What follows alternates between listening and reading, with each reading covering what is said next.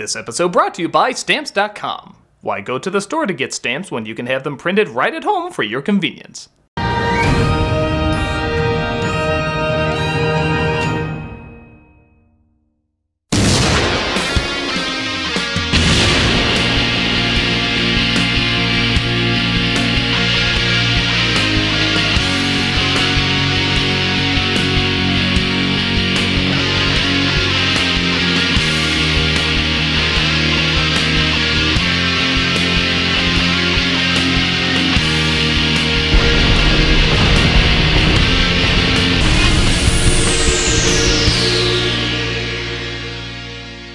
Hello, I'm the Nostalgia Critic. Guy, remember it? I summon ye Christmas!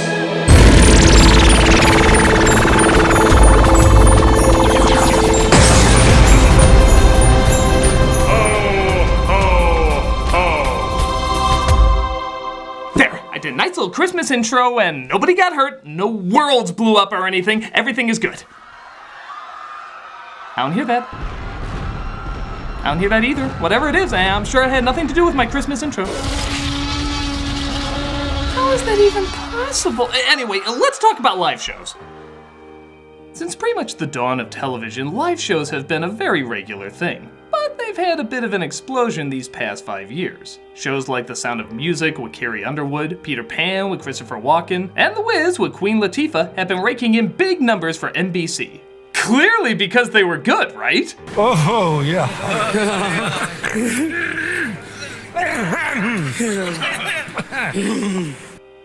Awkward kitsch is a kind of good.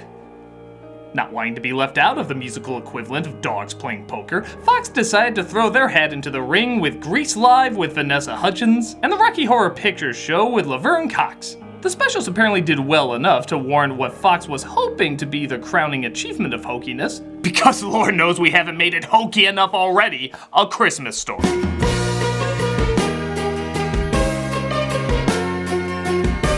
In America's need to destroy this movie, A Christmas Story Live does its best to turn that small-town innocent family classic with a hint of an edge into a tacky singing Hallmark card covered in falling glitter with an unfunny joke inside. But where a card only gives you a second of annoyance, this one delivers 2 hours and 15 minutes of cyanide fruitcake. And that's without commercials. With commercials, it's 3 goddamn hours! The special is like a forgettable ugly sweater that someone paid millions of dollars to glamour up, creating an even more forgettable ugly sweater. It's the kind of special that rips out what was charming and fresh from the original and replaces it with what Google Translates would interpret as charming and fresh. It's a miserable experience from beginning to end, so let's look it over from beginning to end. This is why Christmas can't have nice things. Let's take a look at Christmas Story Live. I'll try this again. Let's take a look at Christmas Story Live. Okay, my bad. I seem to have put on Old Navy Presents a Camp Rock Christmas. What's that? The fictional person I'm pretending is off camera to make this joke work is telling me this is in fact a Christmas story. Don't know how I didn't recognize that! I mean, Christ, literally the first scene is 100% wrong. It took effort to be this wrong. It's like starting off a Christmas classic everybody knows like this. Me so horny. Me so horny. Well, now I feel obligated to say this. Don't do that, Fox! We actually know you would now! So after trying to make Ralphie's bunny pajamas somehow hot, we bizarrely have enough sexy rabbits, thank you.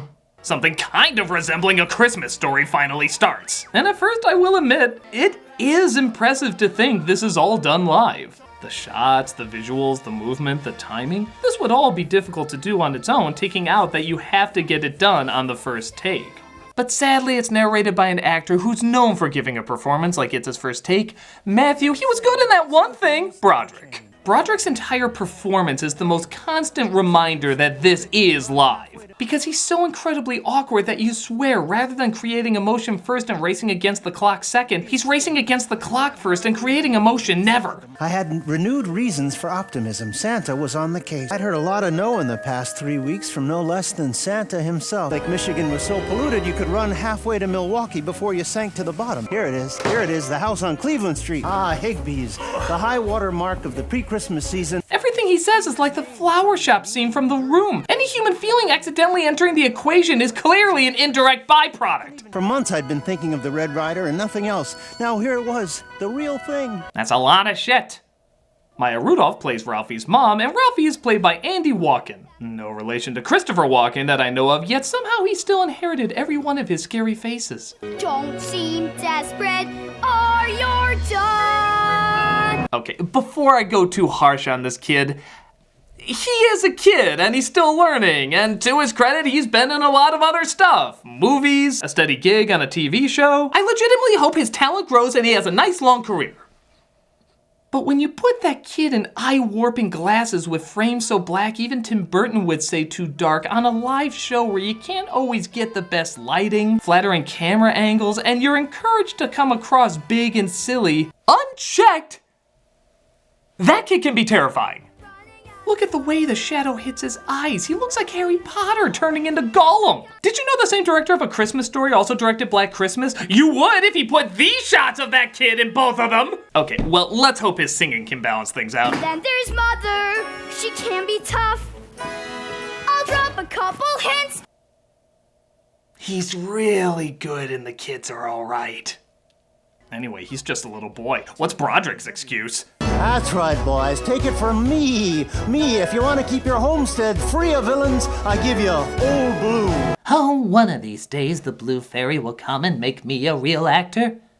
There's nothing wrong with your monitor, by the way. The aspect ratio keeps changing. I'm assuming this is whenever there's a fantasy Ralphie is having, which means there must have been some confusing thoughts he was going through when these women came out in his PJs.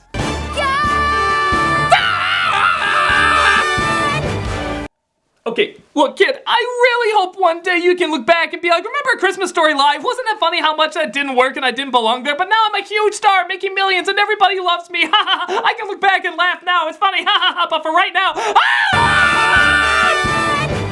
The special is interrupted by a nice recognition of the first responders to last year's California wildfires. Please join us in honoring the first responders who put their lives on the line to serve and protect us all. But I'll admit, it's a little muddied where immediately after, instead of promoting a wildfire charity you could give to, it instead pushes a special Twitter emoji if you tweet their hashtag. Oh, heck with those wildfires, I want that emoji! Ah! I deserve that. If you've seen the original, a lot of this will seem familiar. Ralphie drops hints that he wants a BB gun, the father fights with the furnace slaps him, I guess, and legitimately good improv overshadows this prop malfunction. Let me look at the bills, the bills, the bills, the bills, the bills. Would you get that, honey, please? Oh, what is this here? Yeah, oh, we've got our bills. My God, that was the only part of the musical that actually felt genuine. It felt real and not forcibly overblown, much like the original. So, the only part of A Christmas Story Live that actually felt like a Christmas story was literally by accident! There's a profound Zen riddle in there somewhere, but it's distracted by another shitty song number. This one's about crosswords. Of course, that's what was missing from the original. Back to your favorite quiz show, Are You a Genius? Hey, where's the bars on this one? It was in all of the other fantasies, why isn't it in this one?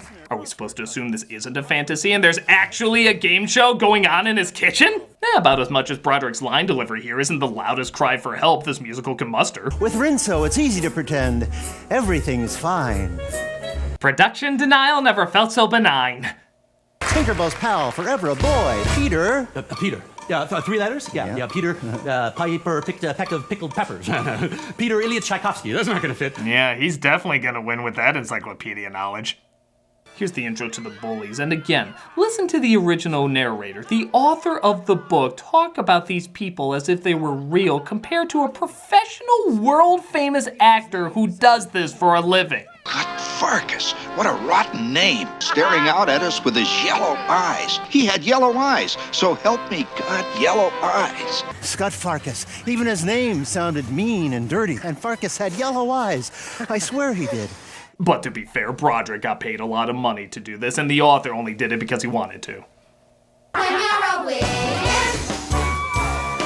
When you're a witch. We get a song about how rotten the Bullies are, and the more I watch, the more I realize the songs themselves actually aren't that bad for what they are. They have good melodies and clever lyrics, but they belong in a big over-the-top production, which is not what Christmas Story was ever meant to be. They were little scenes that felt real because they were little. It's like the brother crying in the kitchen. That's so sweet and feels so real because it's allowed to be a smaller moment. I feel like here if they did that scene, they'd just be like, under the sink, under the sink.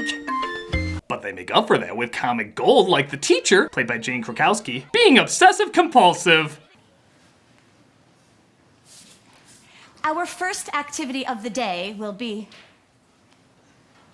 What you saw adds nothing to anything and should have been left out. Our apologies. If I could get Miss Shields to sympathize with my plight, she might phone my mother and implore her to get me that gun. That doesn't sound cryptic at all. Those assholes that owe me that drug money will pay! Nobody messes with Gangsta Ralphie! Nobody! Ralphie to the rescue! Oh. He has another fantasy about saving people with his BB gun. Again, not a bad number on its own, but in the original it's short and sweet, only 2 minutes. In this version, it's 6. 6 minutes of this! It's so long, boring, and pointless, I almost pray there'll be a screw-up to make things more interesting. But I think that everyone should have a Red Ryder BB gun. Oh, sorry, the mics in my fantasy forgot to turn off. We then follow that fantasy with another fantasy. Yeah, remember how they were spaced out in the original? Stupid! As now the mother gets a song about being a mother. And boy, does she do a great impersonation of Russell Crowe from Les Mis. The floors have been scrubbed like a woman possessed, and we're steady and stable. Oh, wow. And piles of paper appearing right out of thin air. Because that's what a mother does. I didn't know you could go through 2 puberties, or that your voice could crack 3 times while it happens. The very best Christmas there ever was. That's what a mother does. Excuse me for a minute, I need to go back where I was talking about Ralphie singing. He's really good and the kids are alright. But he does sing better than Maya Rudolph. I'm assuming that'll make sense later.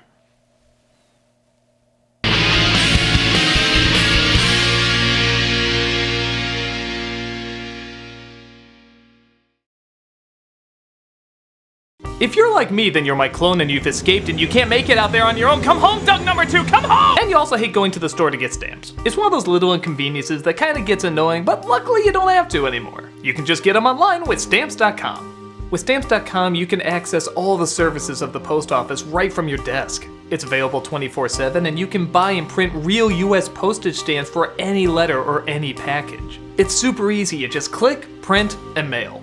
But you might be thinking, what if I have a package that's kind of heavy and I don't know how many stamps to use? Stamps.com will send you a digital scale. Yeah, you can weigh your letters and packages and print the exact amount of postage every single time. I use it all the time to pay bills, send out cards, gifts. You can send your cats to Abu Dhabi. I think that's like super illegal, but they do it in comic strips, so it must be cute.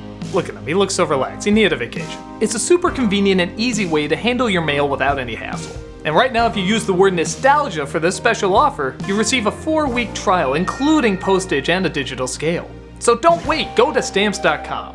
Before you do anything else, click on the radio microphone at the top of the homepage and type in nostalgia. That way you'll get your 4-week trial. That's Stamps.com and enter nostalgia right next to the radio microphone. And I'm legally required to say don't actually send your cat to Abu Dhabi. I mean, I am, but you should. Chaplain, you're going to Abu Dhabi. You're going to Abu Dhabi! It's gonna be cute!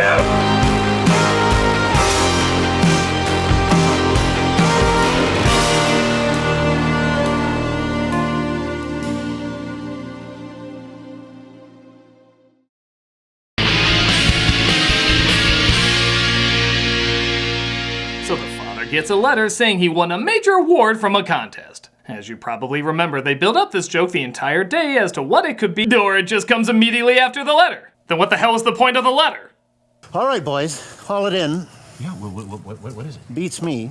I mean, I know what it is, I just stopped caring in this production. They say all the lines you're waiting for them to recite, like math problems being repeated at school. Fragile. Yeah, fragile, yeah. And once again, we get almost no break going from one song number into another. It's a major award. I want a major award. I will give this dude credit, he can at least really sing and dance, as well as perform an impressive quick change in one shot without seeing any of the people switching him out of the clothes, as you can see in this behind the scenes footage. Of course, it does leave an awkward visual for people at home, reinforcing that the special is in fact trying to eat you whenever it can. And the rest of the number is, what's the word I'm looking for? Heinous. He won a major award. He won a major award. You know, over 60 years ago, they actually ran another live Christmas special. It was an opera called A Mall and the Night Visitors. It was about the three wise men visiting a woman and her disabled child on their journey. And the mother thinks about stealing the gold to help her child who has never been shown any love by the rest of the world. Here's a clip of that scene, for no particular reason. What I could do for my child with that gold. Why should it all go to a child they don't even know? Oh, my child. My child.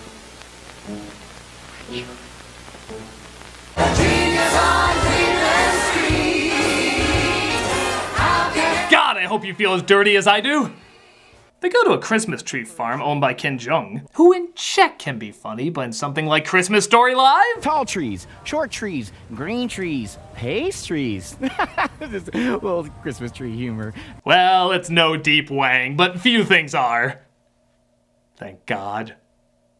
Why, this is the happiest non-moving car ride I've ever seen. They get a flat from remaining perfectly still, and if you know the original, you know the following scene fits this special's tone like a glove made of thorns. Fudge. But I didn't say fudge. I said the word. Because again, in the original, they talk like real kids, real parents, real situations. So a scene like this really works in the environment they created. Here it's like somebody saying bitch in Annie. It doesn't match in the slightest. Not that I wouldn't mind seeing that in Annie, but... Now this is how you do a convincing scream take. Ralphie! Oh my God! Well, I think we all know what's up next. Schwartz's mom talking about spelling tests. Is this because I failed that spelling test? My heart is broken enough. But the words were hard. Believe and receive. I before E, except after C. Did we get intercepted by another musical? What's going on? How is it your fault? How is it not? No, sorry. We got interrupted by the original special we started out with. At this point, I prefer the spelling tests. It was over. I was dead. What would it be? The guillotine? The hanging? The electric chair? Drawn and quartered?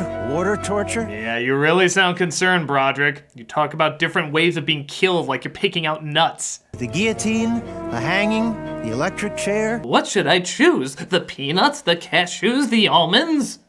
He says he heard the word from Schwartz, and to Schwartz's mother's credit, played by Anna Gastier, she mimics the original flawlessly. He heard it from your son. What? He heard it from your son. What? What? That sounded like actual Christmas Story for a minute. Take it away! We can't have that in this musical. Do the opposite. Sing a song about Hanukkah or something. Oh, come on. That was a joke. There's really a song about Hanukkah in this? Yep, right the hell out of nowhere. After Ralphie apologizes to Schwartz, she bursts out singing a song about Hanukkah. I think every Jew in this whole state is here inside our home. Come on, everybody. It's the Hanukkah portion of the show. Mark it for a miracle. One is ready. Now look, learning about another religion's traditions are fine, but A, there's enough filler in this already. B, it's adding to the already torturous running time. And C, it's called A Christmas Story! If I went into Easter parade and they spontaneously sung about Kwanzaa, it wouldn't really fit. Raise a glass to the Israelites, living it up for 8 crazy nights. You know what, strike that. I'm learning so much more about Hanukkah in this one song than I am about Christmas in this entire special. Goddamn l'chaim! Hi, who the hell are you? Oh, Miss Shields, I've got all my Christmas letters to write. I write special messages to every one of my friends and relatives. I'll teach you how to type. Sucks. Look, we've already had this special confiscated by other specials. We really don't need another one. Can we please get back to... Okay, thank you. Schwartz's mom heard you apologize. Oh, wait, now I really want to analyze this. Why the hell was that scene in this story? It had nothing to do with the characters. It had nothing to do with the plot. Oh, God, what am I doing? Just get this over with. As you probably guessed, this scene had to happen at some point. Flick gets his tongue stuck on the pole. Twice. Class, what is going on? Well, you can't confess a thing or you'll get busted. You know, singing your crime doesn't make me hear it any less. You all have detention. They get him off the pole and they go on with their day as Ralph finds he gets a C+ on his report. Look at the loser, he only got a C+. C+. C. All in favor of skipping this song? Thank you, Christmas Miracles. Wait, I should see if there's anything of potential value. You'll shoot your eye out. Nope, here crap. So the bullies drop by again, and in a fascinatingly botched moment, I know so few, Ralphie just attacks him for literally no reason. In the original, the bully hit him with a snowball, breaking his glasses. It hurt. He was crying. He was afraid of his father's wrath. A father he loved, but he was kind of afraid of. And on top of that, he was mocked endlessly. It was perfectly built up, so you felt like you would attack too. But here, he's just called names, nothing else. The bullies called him names all throughout the special. If anything, he kind of looks insane just randomly attacking him at this point. More than usual. But he breaks them immediately afterwards, and the mother sings about how things are gonna be okay. Well, sing is such a strong word. Notice how the world keeps turning, and you're back to jumping, laughing, and they're gone crazy, messy moments. Good job there. That was, definitely breathing with words coming out. I couldn't have done that. I mean, I'm doing it now, but the way you did it, I definitely couldn't do that. From then on, things were different between my mother and me. Neither of us ever sung again. We shared a bond. Next, they go to the mall to visit Santa, played by David Alan Grier. Again, nailed the spirit of the original. The elves here? And the elves from the movie. Quit dragging your feet! Hurry up, the store's closing. Come on! It's like the movie's looking into a mirror that can't sing. And give me a towel. Santa! Well, I'm not your imaginary friend. I got my limits. I think that's what TV Guide actually said about this special. Ralph gets up there, and just like in the original, he's told he'll shoot his eye out. I love this job. It's just like in Living Color, only not funny and somehow more offensive. The mother apparently knocks over the lamp by accident, and the father goes to get the glue. Pretty similar to the original, except it happens on Christmas Eve! Christmas Eve! It just makes everyone look like an asshole! The father looks like a dick yelling at his wife and going to the store to get glue, and the mother just leaves the kids behind because she's so angry. These parents are awful, just awful. In the original, they were a little awful, likably awful, but here, they're Christmas Story too awful. I said it, no regrets, this special sucks! They come home and immediately make up, making this all completely pointless. And since we know you don't ever want this to end, here's a song about the kids not being able to sleep.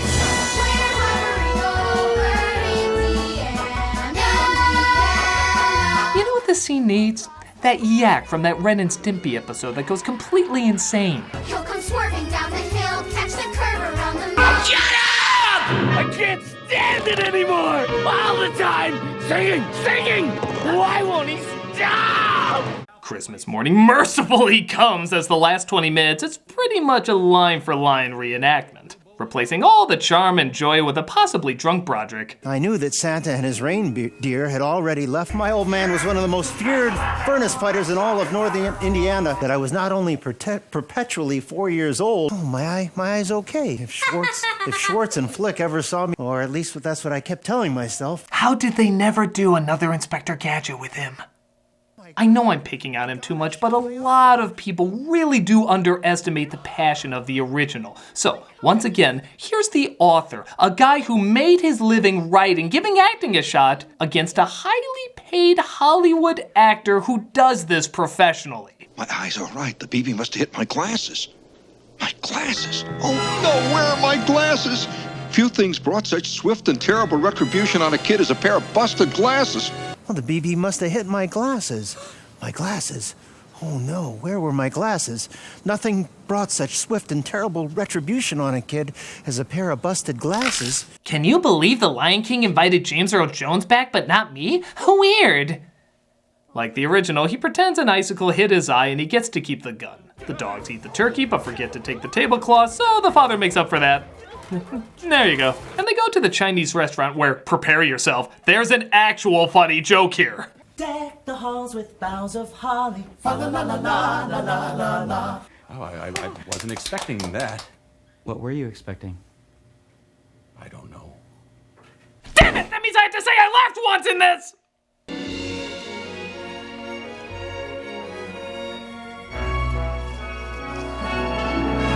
Does this mean we both die? It finally ends with everyone taking a bow, but they never address the most pressing question that the special raised. Did the girl ever learn to type? Well, that's the most investment I got! This special makes me realize why so many people are hating Christmas Story more and more, because fewer and fewer people know how to properly represent what made it special. Christmas Story has become that kitschy lamp. It's loud, ridiculous, and people are increasingly embarrassed by it. In the original, it was grounded enough to mock such tackiness, but now it's become it. This whole special is like one of Ralphie's fantasies, except they're supposed to only last a few minutes, not over 2 hours. I'll give it credit on a technical level. For a live show, it is amazing how smoothly it went and how good it looks. I'll also say the music for the genre is surprisingly rather good too. It makes me almost want to check out the Broadway show. But just as a silly musical, not as a good representation of a Christmas Story. Because I'm believing more and more nobody can properly capture it. It's a little story in a little town about little problems, but it's done with great actors, great writing, and a great director. To go this overboard with people who clearly don't understand the source material or what made it so special is a difficult misstep for any Christmas Story fan to watch. And I still love the original the same way I love The Grinch, despite everyone trying to destroy that too. You simply can't kill a true classic. But with that said, this was an impressive attempt. I'm the Nostalgia Critic, and Christmas has just begun! Maybe I'll go on that.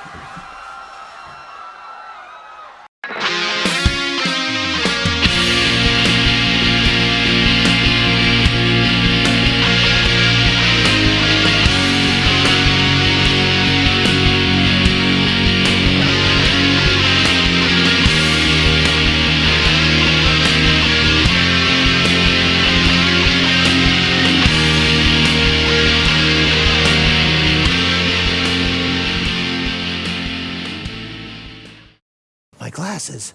Oh no, where were my glasses? Hey, Doug Walker here, doing the charity shout out. If you've been watching the news, you probably know that Alaska has suffered a massive earthquake. You can look up footage and pictures and all sorts of things, and it's just gigantic, and it's really, really devastating. So this week, we're going to be doing the American Red Cross specifically for Alaska. The address is going to be down below. You can click on it, and American Red Cross, they specialize in helping people out, giving blood, and all sorts of things like that. But this one specifically is for Alaska. So if you click on the link below, you can donate there, or if you even want to go and give blood, please do. Any donations you make to any good charity, of course, is welcome, but this one has great reputation. I mean, everybody's heard about it, and this one is specifically for Alaska. So if you have the time or the money or anything you have to give will be very, very helpful. So definitely click on the link below. Thank you.